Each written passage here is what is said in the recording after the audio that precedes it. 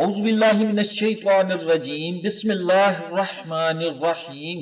معزز اور محترم سامعین و ناظرین، السلام علیکم ورحمۃ اللہ وبرکاتہ۔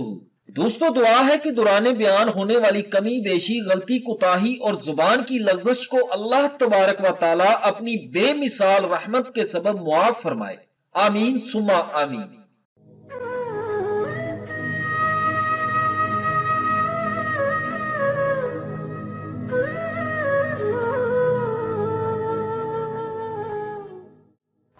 ایک بندہ خدا کا یہ یقین تھا کہ اللہ جو بھی کرتا ہے اس میں خیر ہوتی ہے۔ اب اللہ کی شان دیکھیں کہ ایک دن ایسا ہوا کہ اس کا گدھا مر گیا۔ بیوی بڑی پریشان ہوئی۔ اس بندہ خدا نے بیوی کو تسلی دی کہ فکر نہ کرو، اللہ جو بھی کرتا ہے اسی میں بندے کے لیے خیر ہوتی ہے۔ اس کی بیوی چپ کر گئی۔ اب اگلا دن ہوا تو ان کا کتا مر گیا۔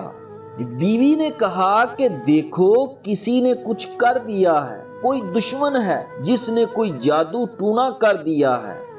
ناظرین گرامی، آج کل کی عورتیں ایسے ہی کہتی ہیں۔ اس کے خامد نے کہا کہ فکر نہ کرو، اسی میں ہمارے لیے کوئی خیر ہے۔ پھر 2-3 دن گزرے ہوں گے کہ ان کا مرغا بھی مر گیا۔ اب تو بیوی کو بڑا غصہ آیا، اپنے خامد سے کہنے لگی، کہتے ہو اس میں خیر ہوگی، ہماری ہر چیز مرنے میں خیر ہے۔ گدھا مر گیا خیر ہے، کتا مر گیا خیر ہے، لو آج یہ مرغا بھی مر گیا، اب پھر تیری باری ہے یا میری باری ہے؟ اس بندہ خدا نے کہا، اللہ کی بندی چپ کر جا، اس میں بھی کوئی نہ کوئی اللہ تبارک و تعالیٰ کی خیر ضرور ہوگی۔ خیر وہ بیوی تھی، عورت تھی، چیخی چلائی تو بہت، مگر کبھی بیویوں کا چیخنا چلانا برداشت بھی کرنا پڑتا ہے۔ بچے بھی تو چیختے چلاتے ہیں۔ جب عقل پختہ نہیں ہوتی تو بیویاں بھی چیختی چلاتی ہیں، اسی لیے انہیں ناقص العقل کہا گیا ہے۔ تو ہمیں کبھی بھی قطعاً غصہ کرنے کی ضرورت نہیں ہے، ان کے شور شرابے کو بھی برداشت کر لینا چاہیے۔ اسی واقعہ کو 2-3 دن گزرے ہوں گے کہ رات کو یہ میاں بیوی اپنے گھر میں سوئے ہوئے تھے۔ معاملہ کچھ یوں تھا کہ اس گاؤں کے کچھ قبیلہ والوں کی دشمنی ساتھ کے گاؤں والوں کے کچھ قبیلے کے ساتھ تھی، تو ان دشمنوں نے ان کے گاؤں پر حملہ بول دیا اور ان کے تمام گھر لوٹ لیے گئے۔ مردوں کو قتل کر دیا گیا، جوانوں کو قتل کر دیا گیا، عورتوں کی عزتیں لوٹ لی گئیں، تباہ و برباد کر دیا گیا پوری بستی کو۔ مگر اللہ کی شان دیکھیں کہ یہ میاں بیوی سوئے رہے، انہیں پتہ ہی نہیں چلا۔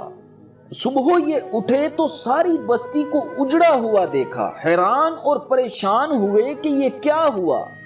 پتہ چلا کہ ساتھ کے گاؤں والے دشمنوں نے یہ کارروائی کر دی، رات کو حملہ کر دیا اور پوری بستی کو تباہ و برباد کر دیا۔ خیر کچھ دن کے بعد کسی نے دشمنوں کو یہ بات پہنچائی کہ تم نے پورے گاؤں والوں کو مار ڈالا، تباہ و برباد کر دیا، گھر لوٹ لیے، لیکن اسی گاؤں کے 2 میاں بیوی اور ان کا گھر بچ گیا، یہ کیا معاملہ ہے؟ انہوں نے کہا کہ اصل وجہ یہ ہوگی کہ ہم نے جب گاؤں پر حملہ کیا، ہمیں جس گھر میں سے بھی کسی جانور یا چرند پرند کی آواز آئی، ہم اسی گھر میں داخل ہوئے اور ہم نے اسی گھر کو تباہ کیا۔